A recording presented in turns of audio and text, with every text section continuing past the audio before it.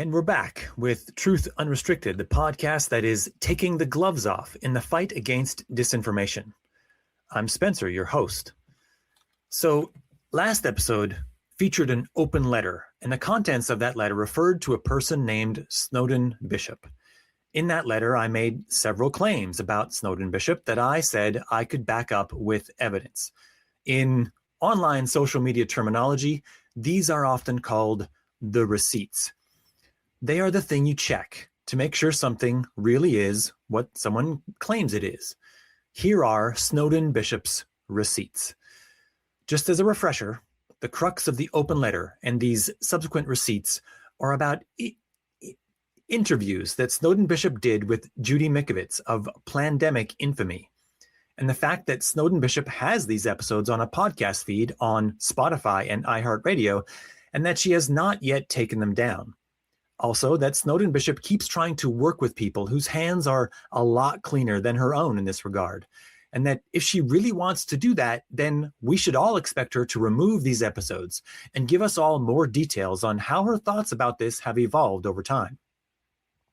In the feedback I've been getting from my open letter, it has been said that this is a he said, she said kind of drama that can be discarded. He said, she said situations are ones in which no one else was there, and therefore no one can use any objective evidence to determine what really happened. Everyone needs to pass judgment based on which side they were already supporting before the he or she made any claims about what the other said. In stark contrast to a he said, she said situation, I can show explicitly that Snowden Bishop actually said and did all the things I claimed she said and did. Therefore, this is no longer some form of hearsay in which everything I say can be dismissed. This is now a she said these things and you can hear them for yourself situation. As we go through the various clips today, an underlying theme will be present. I'll mention it now and repeatedly refer to it as we step through. It's a big part of what drives my work here on this podcast. Objective reality matters. We cannot allow our interpretations of the world to get reduced to merely a left-right paradigm. If objective reality is not our guiding star, then we are truly lost. Liberals would like to say that reality has a left-wing bias. If that's true, it can only be because of the truthfulness of the people on the left. Once those people stop being truthful, then this expression will have no meaning. These receipts might be out of order based on the order in which the claims were made during the open letter to Alex Hale, but I'm doing them in this order because it makes more sense as a single story being told for this episode. So the first bit is about claims I made about what anti-vaccine disinformation was actually in those Snowden Bishop podcast episodes. I played a clip in the open letter episode that featured Judy Mikovits saying some very dangerous stuff, so I don't feel the need to play that one again. But I also said that Snowden said some things that were disinformation as well, so here we are. This is Snowden Bishop talking about how we should be cautious of vaccines because they are injected directly into the bloodstream. This visceral imagery is meant to inspire fear of vaccines and is demonstrably false. Vaccines are injected into muscle tissue. This is from the intro to that episode.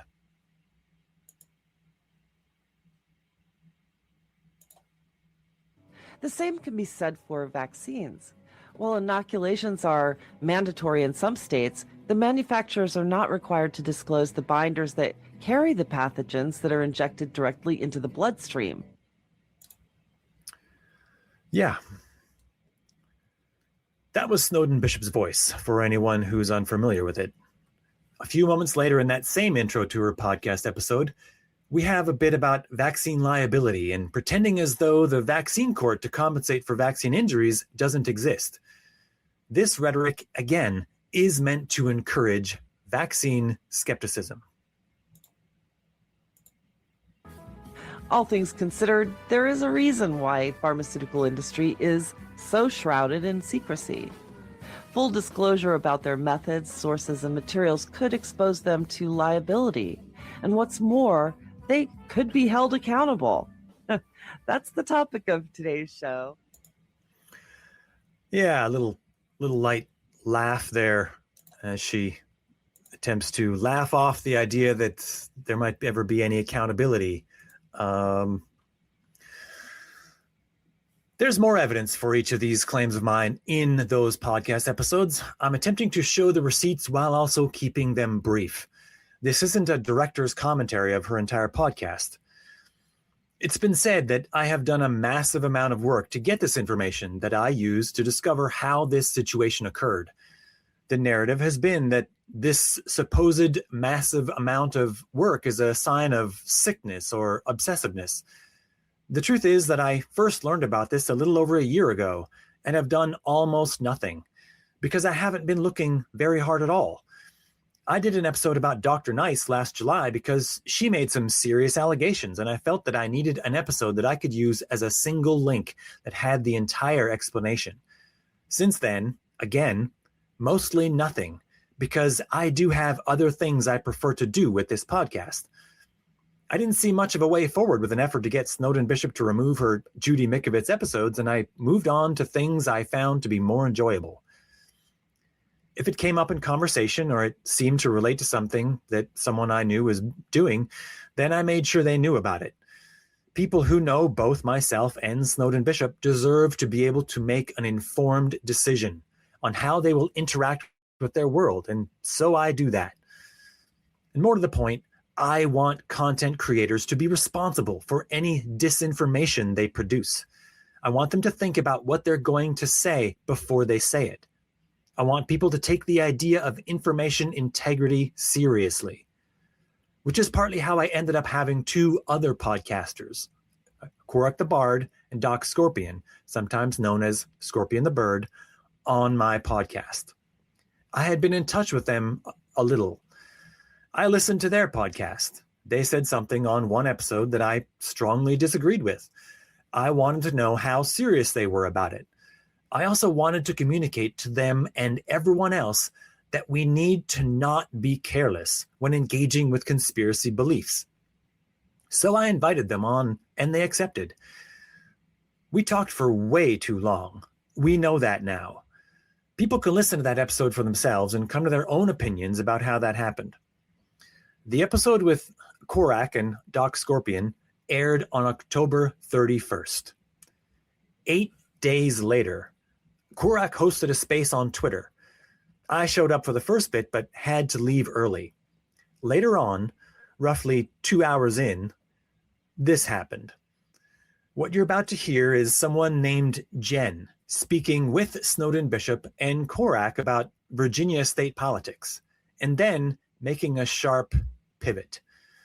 Side note, all the clips from this point on are taken from this space.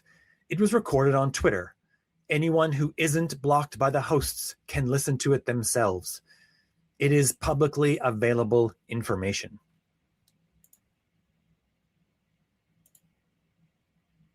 Committees right now pulling them to the left because we can do that because we now have a 64 seat committee in the House of Delegates. So yeah, no more having to lobby, at least for the next 2 years, knuckle draggers. So that's exciting. Yeah, no, that's awesome. Yeah, we're excited. We're very excited. But I need to pick a bone with you, Korak. Are you there? Well, I do love getting my bones picked. Oh Lord. I just say, you guys going on Spencer Watson's podcast, that guy attacks liberals. That's all he does is attack liberals. So you guys should be careful of that guy. I really intensely dislike and distrust that man. He harasses a lot of liberals on Twitter. And he says he's anti-conspiracy theories or whatever, but the only people he ever goes after is the left. He's like you guys, how you go after the right, he goes after the left. So that's just my opinion. I've not, I watched a little bit of the podcast because I'm a big Scorpion and Korak fan. And I'm glad you guys, from what I could see, held your own in the in the podcast with him, but I don't know. I would not spend a lot of time with that guy because he spends his life attacking liberals, and that I really dislike that man with an intense passion. Anyway, I'll land there. Yeah. So this happens a lot with Snowden Bishop, someone she's often in spaces with, speaking on her behalf, sometimes even when Snowden is there, as is the case here. This is why I sometimes refer to Snowden and crew, because Snowden has never spoken to me directly and likely never will. This is not by my choice. She has had many opportunities, but stifled every one. Sometimes one of her crew, like Jen here, will make the claim that I'm being unreasonable because I haven't gone to Snowden with these things. The truth is that Snowden is the other half of that communication channel, and she has worked to prevent it as thoroughly as possible by blocking me and encouraging as many other people to block me as possible, which is more or less what Snowden and Jen were doing with this moment in Korak's space, attempting to tell Korak that he was a bad boy for appearing on my podcast. Moving on. In the open letter, I made the claim that Snowden and crew will say that she is unable to remove these episodes, that it's a lot of work, and therefore she should be excused from the responsibility. Here's the clip. I don't know if that's a coherent Yeah, answer. they go but around the internet. It's not just Snowden. And I don't know, Snowden may want to speak for herself, but I'm going to speak for Snowden for a second. The Mikovits thing, she used to have a podcast called The Cannabis Reporter, I think. She can speak for herself in a minute. Where she did platform an odious person because some of us, had formerly odious views. I also believed the anti-vax bullshit in the late 90s and early 2000s. She took down what she could of that woman, but her podcast has been, what is it called when it syndicated? It's a syndicated show. So, I mean, I'd have to go after 400 or so stations to tell them to take it down off of their websites. And, I can't take one podcast down from iHeart without having the whole thing removed. So, Yeah. It's an interesting bit here, right? Jen admits that Snowden used to have anti-vaccine beliefs and platformed an odious person. This has a who among us has never believed things that weren't true feel to it. It goes along with Jen saying that she also believed these anti-vaccine lies once upon a time. But I would interject there and ask Jen, how did you come to believe these untrue things about vaccines? Was it because the disinformation was available in your environment? Does that disinformation need to get removed so that it doesn't fool anyone else? Where does that removal begin? Does it happen through the setting of a series of social expectations placed upon the people who produced and have direct access to that disinformation? Look, I've also said some untrue things in my life. I'm not infallible.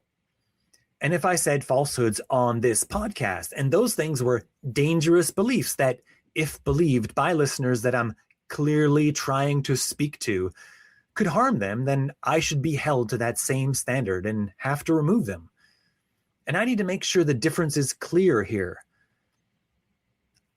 I believe in an early episode of this podcast, I quoted the wrong temperature scale when talking about how hot it was somewhere. This is something I got wrong, but it isn't likely to make anyone believe in an entirely false thing about the world. It's also unlikely to lead anyone to make decisions that would be deleterious to their health and or the safety of others. But discouraging from health safety measures like vaccines, that's sort of a hot button with me. Sorry, not sorry. Talking about the removal of these episodes as the metaphorical stamping out of hundreds of tiny fires is an exaggeration of the amount of work that would be required in order to justify inaction. And no one should trust the person who treats their own disinformation this way. iHeartRadio is a single podcast feed. If the platform doesn't allow Snowden Bishop to take down single episodes, then that's a problem between Snowden Bishop and iHeartRadio. If you're going to say that it's syndicated to over 400 radio stations, then you could at least provide the list of stations. If those individual radio stations are airing these podcasts uncritically, then maybe people should know which stations they are so people can avoid listening to them. And I will say again that it's egregious for Snowden Bishop to ask anyone to do more work to prevent her disinformation than she does herself. In the open letter, I said that Snowden claimed to have removed what must be imagined as far worse things from those episodes before they ever aired. I called this a negotiation with reality, such that the end point of the negotiation just ends up where it is now. I made the argument that if someone breaks into your house to steal things, but later says they could have stolen far more items, they are no less a burglar. In the same way, the fact that far worse disinformation could have been in the episode does not make the disinformation there somehow more acceptable by comparison. I also made the claim that Snowden Bishop said that 2 doctors reviewed the information before it was aired, and that this was an appeal to authority.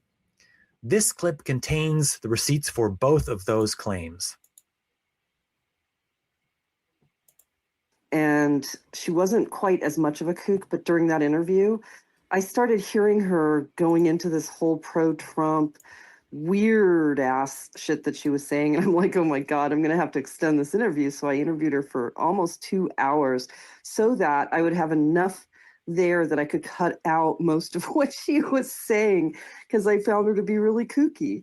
And, I always there were a couple of doctors that were actually on my board of advisors, and I would send things to them before they came out.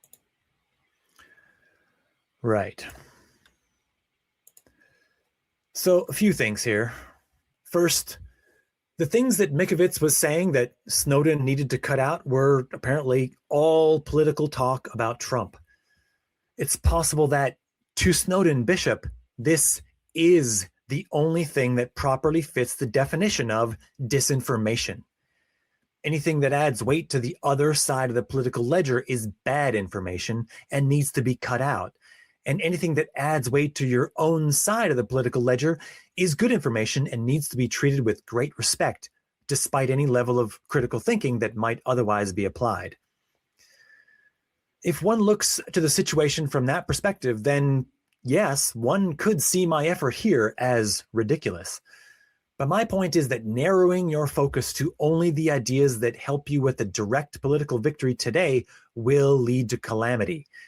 It'll just be a calamity of a different shape. It's why I wanted to talk to Korak and Doc Scorpion about the Butler shooting. If you're interpreting your reality based on what explanation will assist you in your political goals, then you're devaluing objective reality as something that you will definitely need in the future. The mental practice of allowing oneself to be guided by reality in select situations, if those situations allow the narrative to lean more heavily to their side, is called the dishonesty of zealotry. Right now, the political left is watching how successful the political right has been through the expedient and thorough use of falsehoods. And there are people on the left who want to use their own falsehoods to counter the narratives coming from the right. But think about that for a second. The right wing has had years of experience building entire messaging pyramids based on the production and distribution of these falsehoods. Ask yourself, could the left win a war of lies against the right? Likely not. What's worse than not beating Trump next time around? Giving up reality and still losing to Trump the next time around. This is the thinking that I most want people to avoid. Uncritically accepting the talking points from the left just because they make Trump look bad will lead to an unreal nightmare of merely a different shape than it's heading now, if you win at all. This conclusion is echoed by what Jen said earlier when she pivoted to how I'm not to be trusted. She said, this guy does nothing but attack the left. My argument is that we all need the left to be guided by reality. In cases where left-leaning voices aren't doing that, I criticize it. I don't criticize them for being on the left or for being liberal. I criticize them for deviating from objective reality, for putting falsehoods and conspiratorial notions into the environment that will make it more difficult to see reality in the future. Lies are fought with the truth, not with other lies. Second, a keen listener might note that Snowden Bishop didn't actually say that those two doctors reviewed and approved of these particular episodes. This is a rhetorical technique called verbal juxtaposition. You speak two true facts one after the other as though they are directly related and let the listener draw their own conclusions about what you meant. This is done in political speech all the time, and it's one way for politicians to wiggle away from the idea that they said a thing because they weren't as specific as one would be if it were, say, a written contract. I don't think we need contract law to understand what's happening. Snowden clearly meant to lead anyone listening to the idea that what was said in her Judy Mikovits interviews did not contain dangerous disinformation because it was reviewed by the two board members who happen to be doctors. If she didn't mean that, then there would have been no reason to mention that she regularly sent things to two doctors so that they could be reviewed. But to imagine that Snowden isn't really trying to say this really makes the sentence incredibly strange. It would have been the equivalent of saying, so I could have cut out most of what she was saying because I found her to be really kooky. And, I always had season tickets for LA Lakers games that I used to impress people. That would have sounded really out of place, and people should wonder why she would add that part in there if it's not related to the topic at hand. So this is Snowden Bishop talking here, defending herself. If that's the hill they want to die on about me, I guess, it's not all that bad, but it's just bizarre, and I'm very pro-science. I had a lot of like naturopathic kind of beliefs for a long time, and I actually, still believe that we should try to avoid as chemicals as possible, but I'm not an extremist like they were trying to paint me. And pandemic wasn't even a twinkle in anybody's eye by the time that interview went out in 2020. So, the things that they were trying to, paint me with broad strokes about just didn't hold any water. And anybody who actually wanted to talk to me about it and find out exactly what the story was, by the time they heard it, they were aware. But that didn't stop them from coming after me, and they always find other things to come after me about. I'm just used to it. I don't really care what they think. Yeah. I could have just talked to her. Yeah. And she's very pro-science, and that's great. I mean, yeah, but I suggest that a person do a little more for science than just repeatedly tell people that they are indeed very pro-science. And you heard her. She's not an extremist. At least not like I was trying to paint her. I've never said Snowden Bishop was an extremist. I've said that she platformed an anti-vaxxer. And she did. Elevating my rhetoric in order to knock it down is a straw man argument. It's an attempt to make my argument look ridiculous in order to dismiss it. I will make my argument again. Snowden Bishop produced podcast episodes that contain anti-vaccine disinformation and platform a notorious anti-vaxxer. They are still available. Snowden needs to remove them. Not removing them is a sign that she is not fully convinced that these ideas are wrong. If she wants to be taken seriously as being pro-science, she needs to explain how she came to distrust vaccines and how she later came to understand that she had originally been wrong. Snowden also pivots to how Plandemic wasn't out yet, and so this exonerates her from any of the bad aura that emanates from that particular film. This is a way of attempting to dodge blame. I've never suggested that Snowden had anything to do with Plandemic. I only mentioned Plandemic in the context of this because Plandemic was the place where Judy Mikovits became truly infamous. Plandemic was released in May of 2020, early in the pandemic, when most people had no idea what was going to happen and many were still wondering about how it happened in the first place. Plandemic capitalized on the lack of information to stoke fear. I'm not certain about whether that factored into when Snowden's interviews of Mikovits were released, but I can say with certainty that those interviews definitely came out at a key moment during the pandemic, and due to that timing, very similar to the timing of Plandemic, had a high likelihood of causing a lot of damage. And by damage, I mean a reduction in the overall confidence in vaccines among anyone who listened. A reduction in confidence at a time when we really needed the needle to move in the other direction. Very pro-science. Here's a clip of Jen trying to manufacture doubt on the sincerity of my intentions.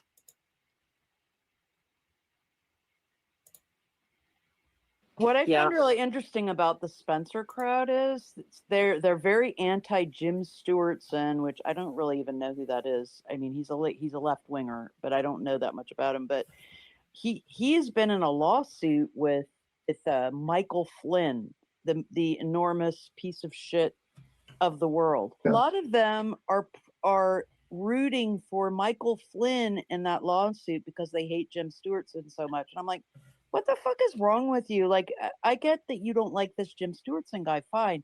Block him, whatever. But you're going to take Mike Flynn's side because you Right. hate this liberal? Like, what the fuck is wrong with you? I don't, please make this make sense. Anyway, I'll land. Yeah. So Jen doesn't really know who Jim Stewartson is, apparently, but she knows he's on the left and that Mike Flynn is on the right, and this is enough for her to feel like she can properly assess the entire situation. No need to look any closer than that. Just draw the conclusion of rightness and wrongness based on which side of the political spectrum each participant exists on.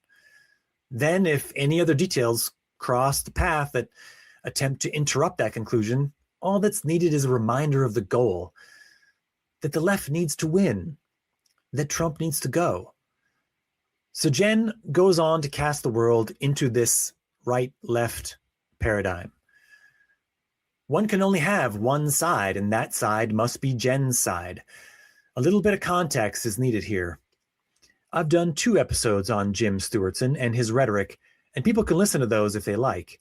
Jim Stewartson is an ostensibly liberal or left-leaning influencer who peddles his own conspiracy ideas to the left side of the political spectrum.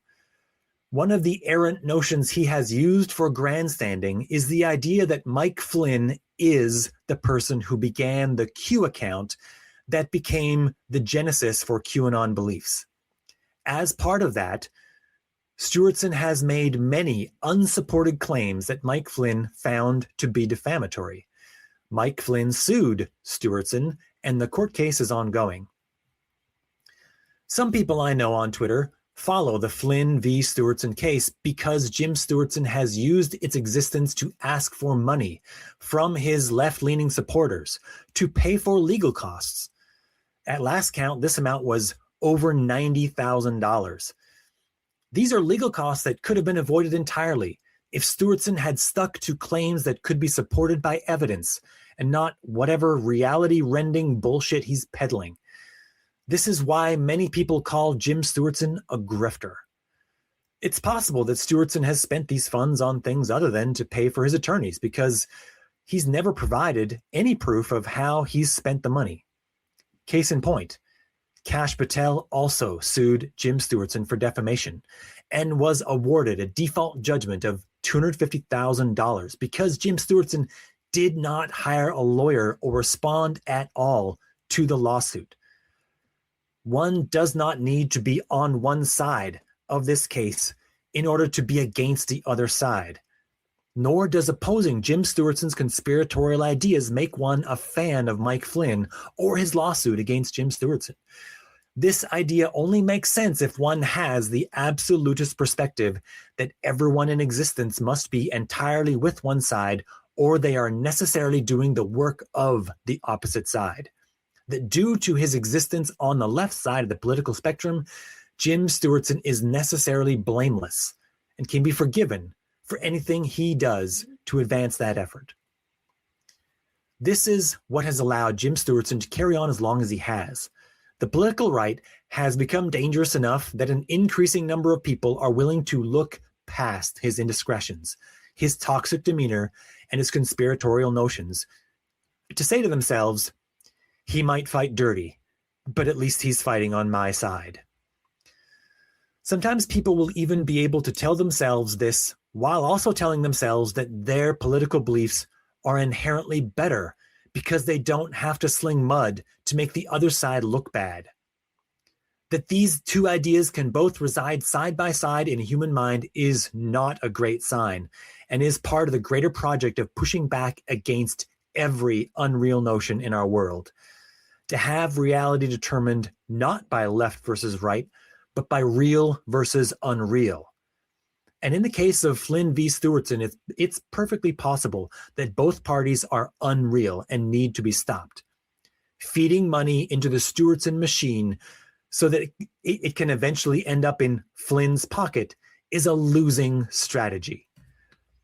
Also worth noting, the fact that Jim Stewardson has attacked, trolled, doxed, and generally disrupted far more people on the left than anyone who's not part of the Trump administration makes the idea that his detractors should be quiet to allow for peace to reign on the left is a dangerous inversion of reality. Anyone who realistically wanted to make peace on the left would assist in shutting down Stewardson rather than just shutting down everyone who has disagreed with him. So this is Snowden talking about the hypocrisy of attempting to hold her to account for having anti-science media online while claiming to have pro-science views.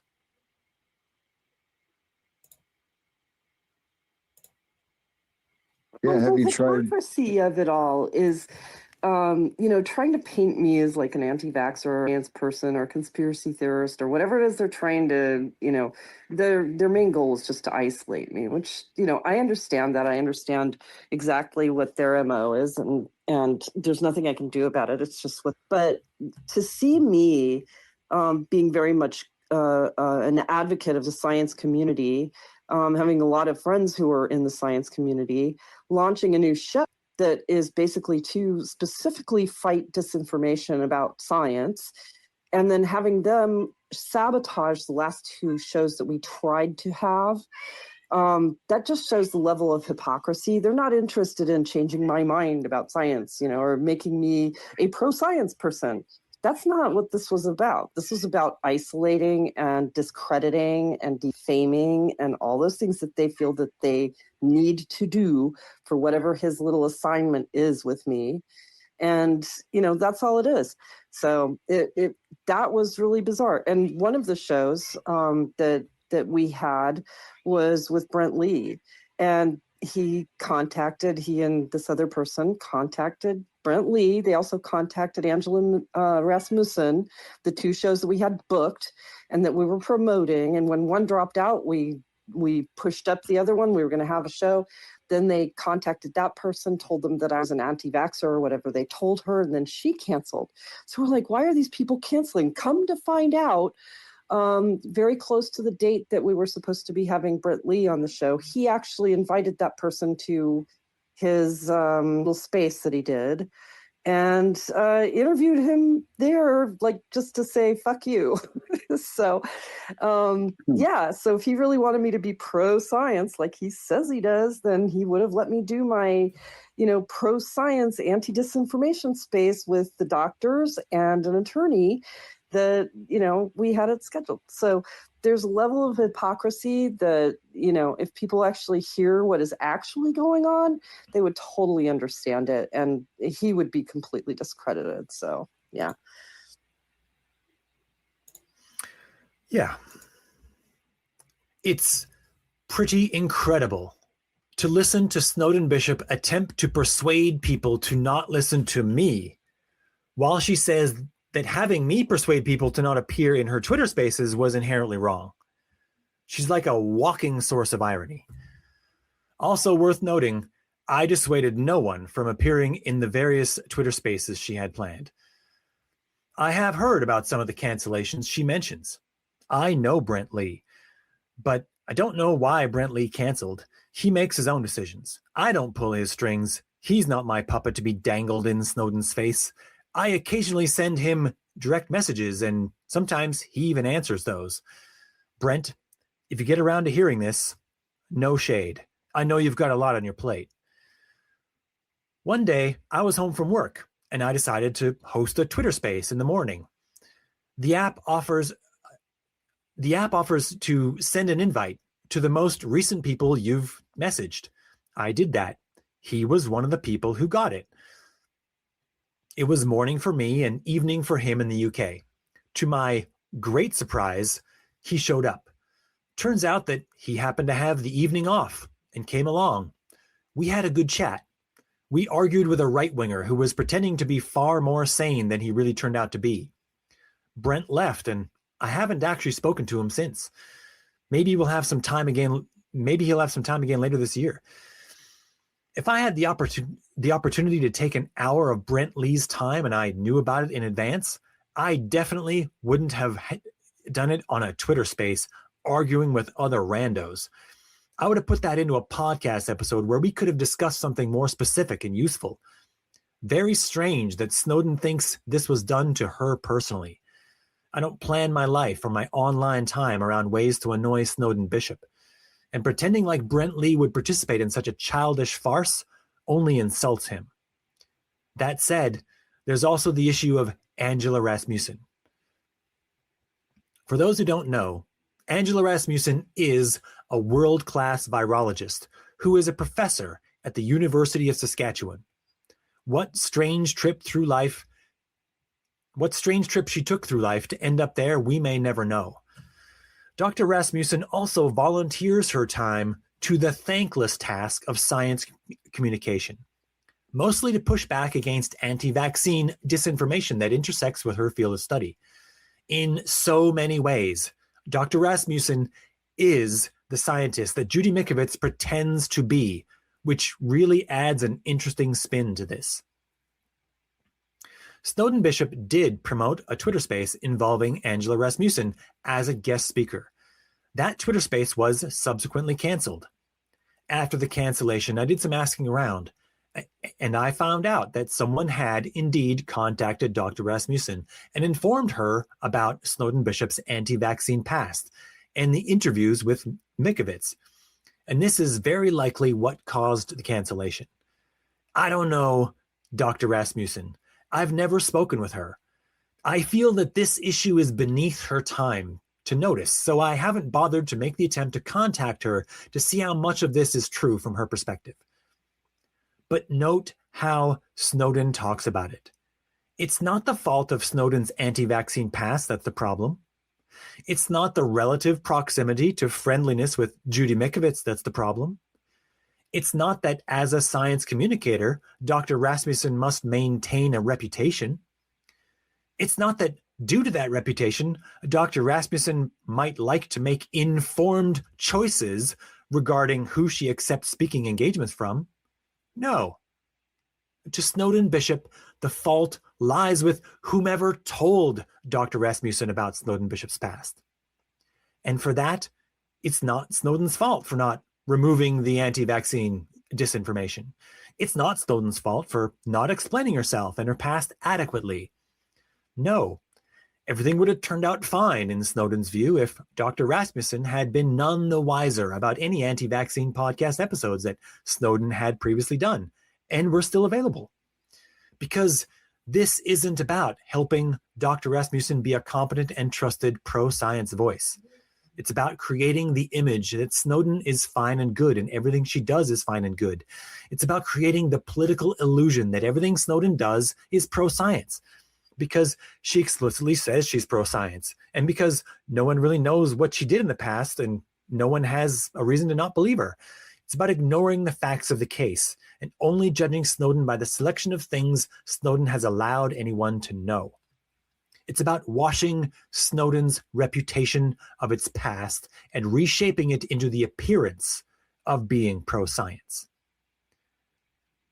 But again, this is not how one demonstrates being pro-science, by merely having one's name mentioned with as many scientists as possible. That would be verbal juxtaposition again. Snowden Bishop doesn't talk about science to show a pro-science stance. She talks about the people she hangs out with to show a pro-science stance. She will literally say, I have a lot of friends in the scientific community. Snowden would love to name drop Angela Rasmussen as a name of a legitimate scientist in the field as proof that Snowden is no longer an anti-vaxxer. But that's not how belief works. That's not what it means to be pro-vaccine or pro-science, and no one should be swayed by that. Also note the language used in reference to me, that my criticism is a little assignment. Who gave me this assignment? What hierarchical structure lives above me to communicate this work to me? One is left to wonder. This is a bigger part of the picture that I need to get across. It's part of the absolutist political view that Snowden holds. To those who speak for Snowden Bishop, or to Snowden Bishop herself, it does not matter that I had nothing to do with these speaker cancellations. Snowden and crew cause a lot of ruckus and ruffle a lot of feathers with their bully tactics, blatant attempts at emotional manipulation, and winner-take-all approach to social media by extensive use of the block function while actively encouraging everyone they meet to block the same list of people. It squeezes out any criticism and actively prevents any chance of useful change. In causing all that ruckus, you can well understand how it is that they have accumulated a few axe grinders. Snowden and crew would like to paint all of their opponents as being identical. Every naysayer is as bad as the worst naysayer.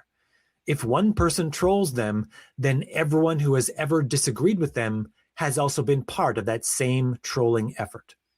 If it turns out they weren't, then that doesn't matter because they probably would have cheered it on and therefore have earned the same level of retaliation.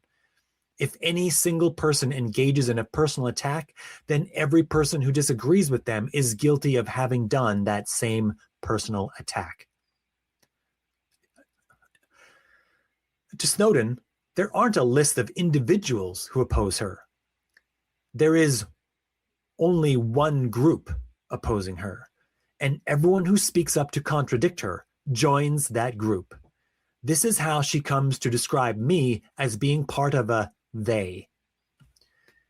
It's a worldview that leads to the metaphorical lighting of torches and grabbing of pitchforks on a weekly basis. Snowden and crew circle the wagons at any sign of dissent or minor disagreement, even among the people they've invited to group chats to work with. These tactics provide for no nuance or additional perspective, and they actively lead to the demonization of people who attempt to encourage positive change. Because to Snowden, only Snowden's version of positive growth will be acceptable. Everyone else has been given a little assignment to oppose her. Conjuring the idea that there is a coordinated effort to prevent her from succeeding is a comforting notion. It explains why so little progress has been had so far. But these all-or-nothing tactics cause a lot of division on the side of the political spectrum that Snowden claims to want to heal. Snowden wants unity on the left to oppose Trump. But it's everyone else's fault for not working with her and her ideas to get that done. Everyone else has been given a little assignment to stop her. This is the conspiratorial thinking. So who gave me this little assignment? After all, there's no way I could have come up with this all on my own, right? There's no way I could have done any of this out of a sense of outrage at the irrationality of it. to believe that, you would have to believe that I've spent several years now building language and terminology to articulate these exact paths of conspiratorial and dishonest thinking. Terminology like absolutism, where everyone is either with you or against you. The dishonesty of zealotry, which is the drive to deviate from the truth in service of a political goal. Reciprocal populism, where you see how effective the other side has been at accomplishing political goals with their populist rhetoric, so you engage in the same tactics to oppose them. And reality inversion, a special form of gaslighting in which you bypass or ignore the evidence and simply declare that the opposite interpretation is perfectly valid and maybe even more likely. So unless I'd already been doing that this whole time, there would be no reason to believe in my sincerity. Somehow, Snowden and crew have convinced themselves that though their worldview is not as simple as black and white, it is as simple as red and blue. That the world is both not as simple as I'm saying they make it out, but also exactly that simple. I'm a bad person because I criticize people on the left. That my project to use reality rather than political allegiance to determine right and wrong is holding back the left. That my interest in keeping the left honest and guided by objective reality is a sign that I'm working for the other side. The idea that the divisions on the left could be healed by ignoring objective reality is flawed. I ask, what guiding principle could bring everyone on the left together? The fact that they're all on the left? This is circular logic and has already failed. If simply being on the left or opposing Trump were enough to bring everyone together, then it would have happened already. I suggest that the only banner that could possibly unify the left is that of reality. Using objective reality to judge the rightfulness and wrongfulness of each faction and each participant. Those whose actions and character fail when confronted with the objectively real things they've done will and should be discarded. And for anyone who holds beliefs that are not supported by objective reality, we have a process for leaving those beliefs behind. Remove access to any disinformation you have created. Explain how you came to be wrong and how you've come to change your mind.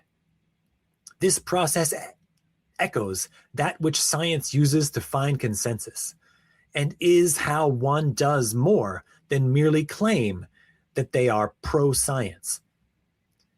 Somehow, Snowden Bishop has convinced herself that truth is not found in a careful examination of observable data, as science would do, but instead in an understanding of the political optics. Nothing has any meaning except for the way in which it can be used to accomplish the political goal, and all other considerations must be cast aside. We all want shortcuts to help us understand a world this complicated.